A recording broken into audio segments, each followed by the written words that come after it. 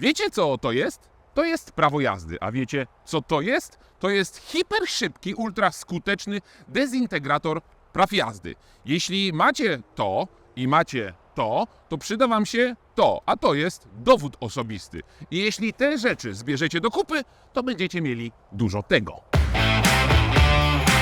Pamiętajcie, że wszystkie nasze testy, a także motoryzacyjne aktualności, porady i rankingi znajdziecie na Motopedii. motopedia.otomoto.pl. Codzienny portal motoryzacyjny. Audi A3 pojawiło się po raz pierwszy w 1996 roku. W 2003 pojawiła się druga generacja i to jest ważna informacja, bo RS, odmiana RS, pojawiła się właśnie w 2011, czyli w drugiej generacji po liftingu i później już tak zostało. Chociaż warto powiedzieć, że od samego początku RS-ka miała 2,5-litrowy silnik 5-cylindrowy, ale w drugiej generacji było także Audi VR6. Połączenie silnika widlastego z rzędowym okazało się niezbyt trafionym pomysłem w przypadku tego modelu i w trzeciej generacji Audi już zrezygnowało z tej jednostki napędowej, tworząc sportowego ducha tylko i wyłącznie z 5-cylindrowym silnikiem 2,5-litrowym. W trzeciej i w czwartej generacji przyspieszenie do setki to 3,8. Co jest zatem niesamowitego w tym samochodzie, w tej odmianie? Przede wszystkim to, że po raz pierwszy Audi RS3 może jechać z prędkością 300 km na godzinę. Przyspieszenie się nie zmieniło, moc jedynie nieco podskoczyła, moment obrotowy też został. Zatem co jest konkurencją dla takiego naprawdę gorącego hot hatcha? No przyznacie, że Golf GTI dawno się skończył, Ford Focus RS już zszedł ze sceny, więc co? Mercedes AMG 45S to jedyny praktycznie samochód, który może dorównać i konkurować z Audi. No tak, Mercedes może jest mocniejszy, bo ma 421 koni, ale jest wolniejszy. 3,9 do setki i zaledwie 290 km na godzinę. Lipa. 4 metry 38 cm długości, 2 metry 64 cm rozstawu osi. Czy to jest duży samochód? Miejsce w RS3 jest, a ja mam 193 cm wzrostu i widzicie, jak tutaj się pięknie komponuje. Gdyby nie te fotele, to mam wrażenie, że mógłbym siedzieć trochę niżej, a przecież to są kubełkowe fotele oferowane w standardzie. Widzicie, że po prostu się w tym samochodzie mieszczę, jedynie nie mieści się moja lewa noga. Nie mogę jej oprzeć spokojnie na dywaniku, przez to, że tutaj jest fotel sztywny od tyłu, no po prostu muszę jakoś tą nogę wyciągnąć, więc jechać tutaj bym nie mógł przez dłużej niż 3 km. To nie jest duży samochód, ale nie ma wcale taki być. Tak naprawdę nie zmieniło się tutaj wiele, bo przecież auto już jest na rynku od 2020 roku. Najistotniejsze jest właśnie to, że można tym samochodem gnać 300 km na godzinę. Ale przód został praktycznie niezmieniony. Oczywiście pojawiło się tutaj kilka smakowitych sportowych dodatków, jak choćby te wielkie wloty powietrza, które nie są udawane, jak choćby ten wlot powietrza, który ma za zadanie chłodzić olbrzymie 6-tłoczkowe zaciski z przodu, uwaga, ceramika w standardzie, jak choćby olbrzymi dyfuzor z 2 końcówkami układu wydechowego. Pojemność bagażnika? Kto by się tym przejmował? 282 litry jest ceny? No właśnie. W podstawie 290 000 złotych, ale RS3 Performance Edition, który limitowany jest tylko do 300 sztuk, o czym daje znać ta tabliczka w środku, o której później wam powiem, 403 000 złotych.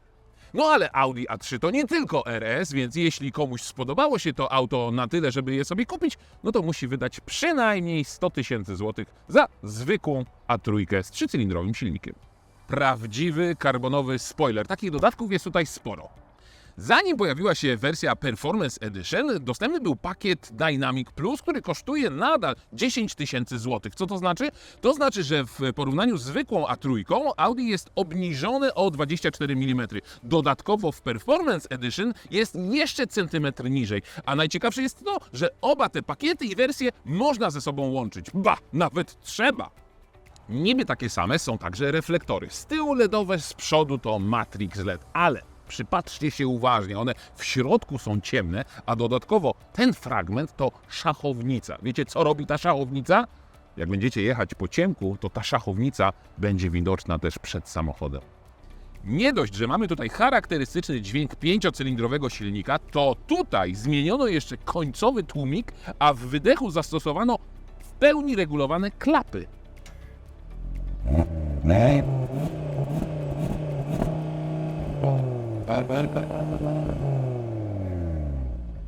We wnętrzu niewiele się zmieniło, ale jako, że jest to drugie Audi na naszym kanale w teście samochodów nowych, to pozwólcie, że chwilę o wnętrzu tego samochodu poopowiadam. Bo jest tutaj naprawdę dużo miękkiego plastiku. Tutaj. Nawet tu jest miękki, chociaż nie tak miękki jak na desce rozdzielczej.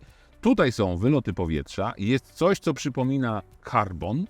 Tutaj jest też karbon i tu jest karbon. No i strasznie dużo jest tego piano blacka. Moim zdaniem jest tego za dużo, bo jest tutaj, o ile przy dużym ekranie jest to jakoś fajnie skomponowane, tak po lewej stronie ten duży plac piano blacka, tylko przełamany małym takim panelem do regulacji świateł, jakoś mi osobiście się nie komponuje. No i oczywiście dużo jest piano blacka też tutaj. Ale przechodząc do rzeczy funkcjonalnych, mamy dwa miejsca na kubek, które w bardzo szybki sposób możemy zmienić na bardzo przestronny schowek.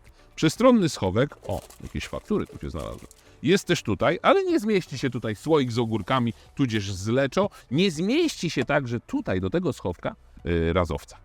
Jest za to podświetlany schowek, bardzo ładnie wykończony czymś przyjemnym i uwaga, relikt przeszłości, miejsce na kartę kredytową i miejsce chyba na drobne. Kto teraz trzyma jeszcze w kieszeni drobniaki? Chyba nikt.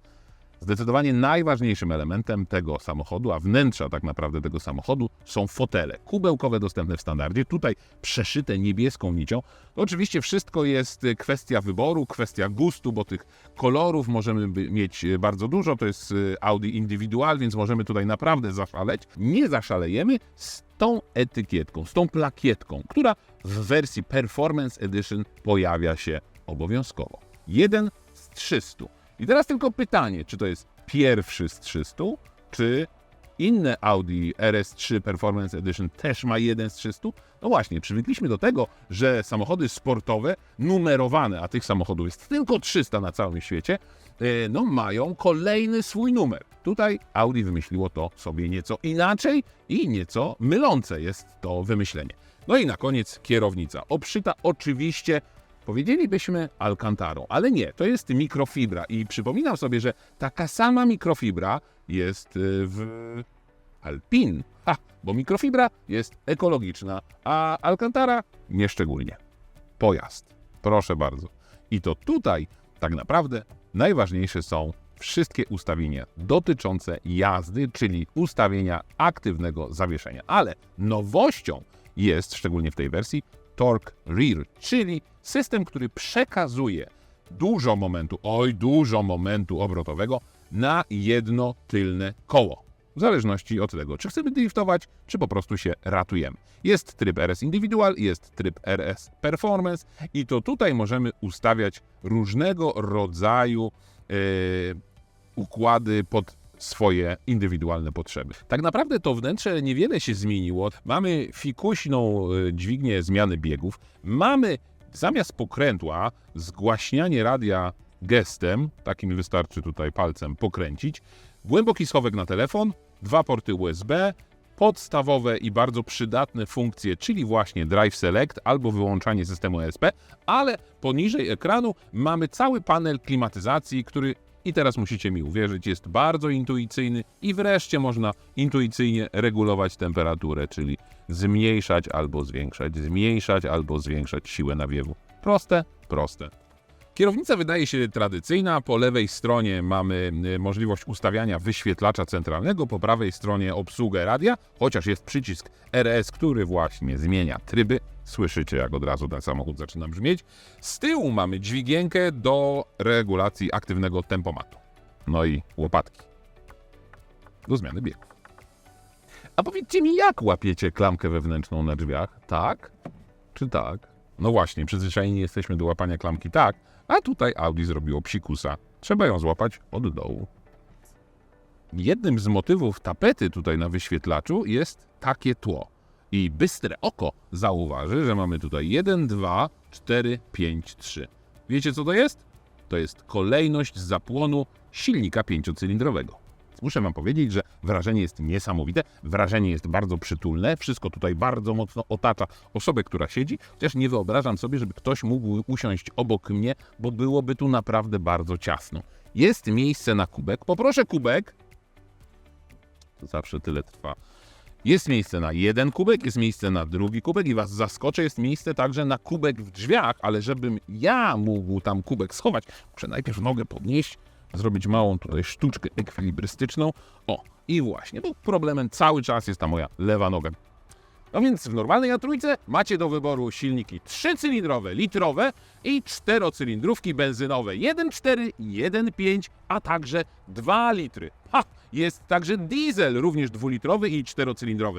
Ale w RS3 znajdziecie tylko 5-cylindrowy, 2,5-litrowy silnik o mocy 407 koni mechanicznych i RS3 sprzężony jest tylko i wyłącznie z 7-biegową skrzynią automatyczną, dwusprzęgłówką E-Stronic w nomenklaturze Audi. Ale przyznacie, że to wygląda trochę fajansowo. Mówię o tym czerwonym.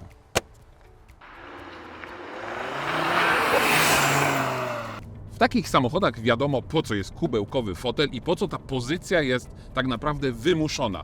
Trzeba siedzieć bardzo mocno pionowo ustawionym, mieć oparcie, no żeby czuć tutaj każdym tak naprawdę mięśniem to, co się z tym samochodem dzieje. Tak to jest w samochodach, które naprawdę bardzo mocno i bardzo szybko przyspieszają, a także bardzo mocno i szybko pokonują zakręt. 3,8. W takim czasie fabrycznie to Audi przyspiesza do 100 i to także w wersji Performance Edition, ale żeby uruchomić procedurę startową, muszę przejść w tryb Dynamic, wyłączyć ESC, ale wyłączyć, nie ograniczyć jego działanie, lewa noga na hamulec, pełen gaz i puszczam hamulec. Wow, ale naprawdę eksploduje. Tym razem mi okulary nie spadły, no prawie 3,9. Brawo, brawo, brawo. Przyznam się Wam, że sprawdzałem też przyspieszenie w trybie manualnym i też osiągnąłem 3,9, więc w zasadzie nie ma znaczenia, czy sami będziecie zmieniać biegi, czy nie. O dwusprzęgłowej skrzyni 7-biegowej też nie ma co za bardzo opowiadać, nie ma co na ten temat się rozwodzić. Ona jest naprawdę piekielnie szybka, ale pamiętajcie, o skrzynie dwusprzęgłowe trzeba dbać, trzeba olej wymieniać i dbać o mechatronikę. Można tutaj zmieniać biegi w trybie ręcznym, można zostawić to elektronice, jest równie szybko. Zawieszenie, ono jest twarde, jest przyjemne. Tutaj nie czuję takiego niepokoju. Nie ma tego wrażenia takiego go-kartowego prowadzenia, bo ten samochód też nie jest znowuż tak mały. Koła są mocno i szeroko rozsadzone, więc mam poczucie, nawet przy tych wyższych prędkościach, że jedzie się tym samochodem bardzo stabilnie. Na pewno zastanawiacie się, jak osiągnięto to, że ten samochód z tym samym silnikiem może jechać o te 10 km szybciej. Nie ma tutaj żadnej magii. Zwiększono ciśnienie do ładowania, a także przesunięto o 100 obrotów dostępny moment obrotowy, czyli maksymalna moc 407 koni mechanicznych dostępna jest między 5500 a 5700 i to się nie zmieniło, ale moment obrotowy wynoszący 500 Nm jest dostępny o te 100 obrotów więcej i to powoduje, że tym samochodem można się dłużej rozpędzać. Taka magia, bardzo prosta magia. No tak, ale jeśli przyspieszenie jest dokładnie takie samo, jakie było w poprzednim RS-ie, no to co tutaj jest takiego niesamowitego? Takie samo jak w poprzednim RS-ie jest zawieszenie. Prawie, bo ono jest nieco usztywnione, jest nieco obniżone. Z przodu to oczywiście kolumna MacPhersona z wielowahaczem, z ramą pomocniczą i amortyzatorami. Pamiętacie takie rozwiązanie w pierwszym TT, Magnetic Ride? Audi się tym chwaliło i tak naprawdę kolejne generacje były stosowane w wielu modelach, także jest ono zastosowane tutaj. Polega to na tym, że magnetycznie ono jest właśnie regulowane. Prąd przepływa przez taki amortyzator i przez to, co jest w środku, no i właśnie od tego zależy siła tłumienia. Z tyłu układ wielowahaczowy, więc to wszystko naprawdę bardzo mięsiście, ale sztywno działa. No przecież felga to jest 19 cali, opony niewiele, no ale przy takich osiągach to wszystko musi dokładnie tak działać. I teraz dwie ważne rzeczy. Po raz pierwszy jest w Audi RS3 zastosowany RS Torque Rear. To jest powiązane z innym mechanizmem, z RS Torque Splitter, czyli rozdzielaczem momentu obrotowego w zależności od tego, na które koło jest przekazywane więcej, na które koło ma być przekazywane więcej momentu obrotowego. Do czego to w ogóle jest potrzebne? No na przykład jeśli jedziemy w takim łuku jak przed chwilą, to żebyśmy nie byli nadsterowni, więcej momentu obrotowego przekazywana jest na koło zewnętrzne. Ale Torque Rear, RS Torque Rear to jest z kolei mechanizm, który pozwala nam nieco zaszaleć i więcej momentu przekazać na koło tylko po to, żebyśmy stracili trochę przyczepności. Oczywiście Audi twierdzi i bardzo dobrze, że to jest funkcja, którą najlepiej uruchamiać na obiekcie zamkniętym, na torze, no bo to jest tak naprawdę coś, co możemy nazwać jakimś takim pseudodriftem.